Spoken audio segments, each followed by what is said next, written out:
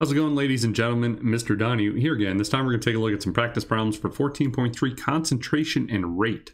So our objectives will be to determine the rate law for various reactions at different reaction orders and to calculate and determine the proper units for the rate constant. So let's take a look at number one.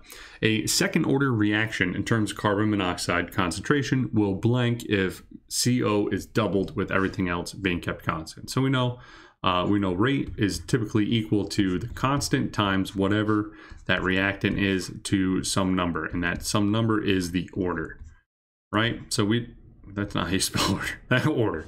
They don't give us too many numbers, so I'm just going to say the rate is proportionate to, well, K is a constant, so I can ignore that. It's going to be equal or proportionate to carbon monoxide 2. It says it's second order in terms of carbon monoxide, so the concentration of CO to the second power. If we double it, if we go, hey, all right, let me double that, what happens to the rate if I double my carbon monoxide concentration? Well, 2 to the second power gives me 4. So there's going to be a 4-fold increase in the rate. Because if I double the inside, which then gets squared, that's a 4 times change. So the rate is going to quadruple, would be the word that fills in the blank. Quadruple. And I don't know how to spell that. I'm a science teacher. All right. 2. A reaction is determined to be third order in terms of X. Tripling the concentration of X will increase the reaction rate by a factor of blank times. So again, we know that the rate is proportionate to some thing X to the third power. That is the third order.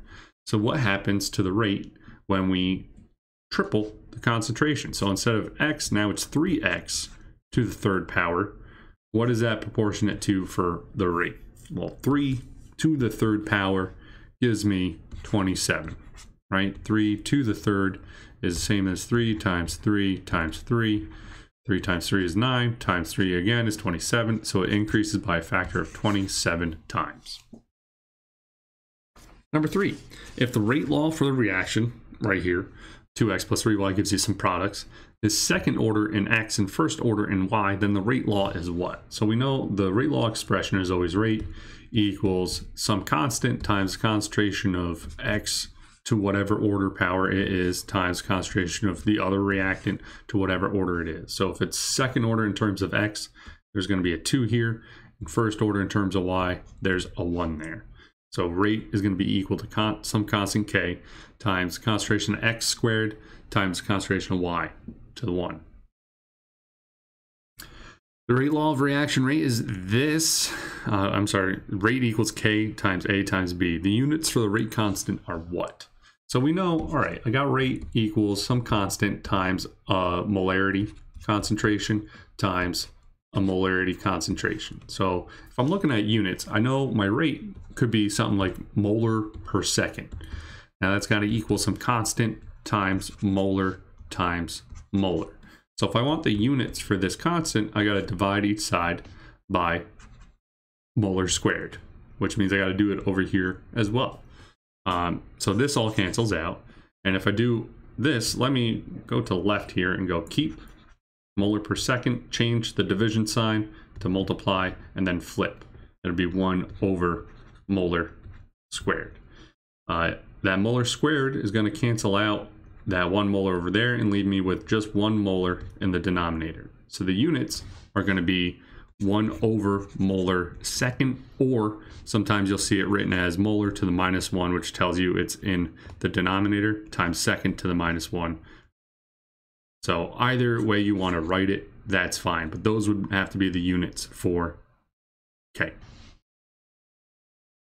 All right, 5, use the reaction below in the following data table to determine the rate law for this reaction. We got X plus Y gives me Z. All right, what is the rate law expression? Well, I know it's always generically rate equals some constant times X to some power times Y to some power. And we're going to figure out what those powers are. If I want to know the influence that X has on the reaction rate, I want to look at 2 experiments where X changes, but Y stays the same.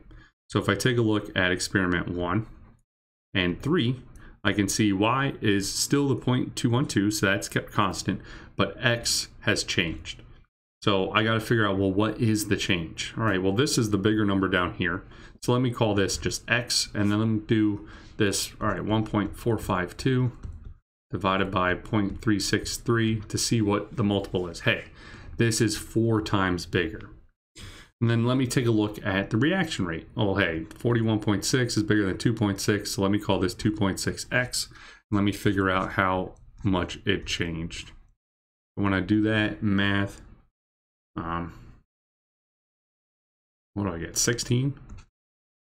So the rate goes up 16 times when I quadruple my x.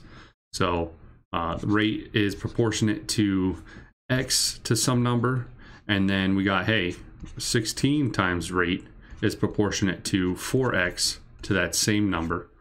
What does this same number have to be? Well, 4 to what power gives me 16? 2. So the x is second order. So now I gotta do the same process, but for y. So I want to find 2 reactions, 2 trials, where y is different, but x is the same. Hey, x is the same in trial 1 and trial 2.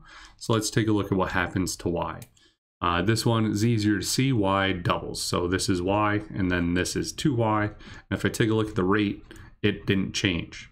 How's that possible? If I change the concentration of y and my rate stayed constant, the only way that's possible is if the reaction order is 0 order in terms of y. It doesn't matter now what number y is or what you do to it, it still gives you 1.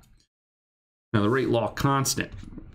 To figure out the actual value, you just got to pick one experiment. So you go, hey, the rate has to equal k times x to the second power.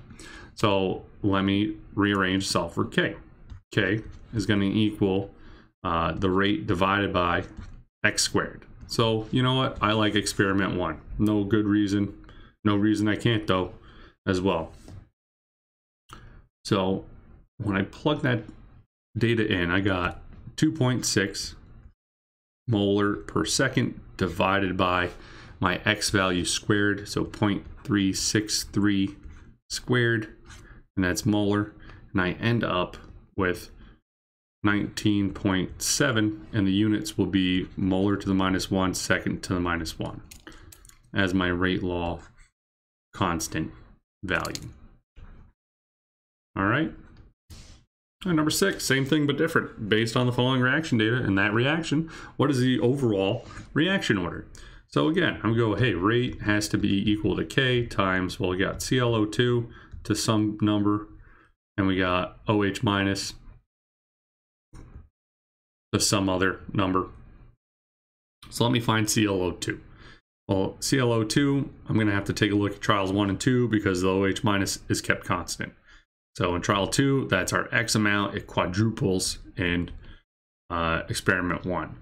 So if I take a look at this, again, I do the math.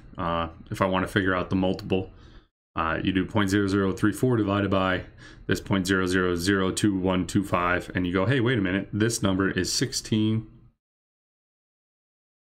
Is that right? Yeah, 16 times bigger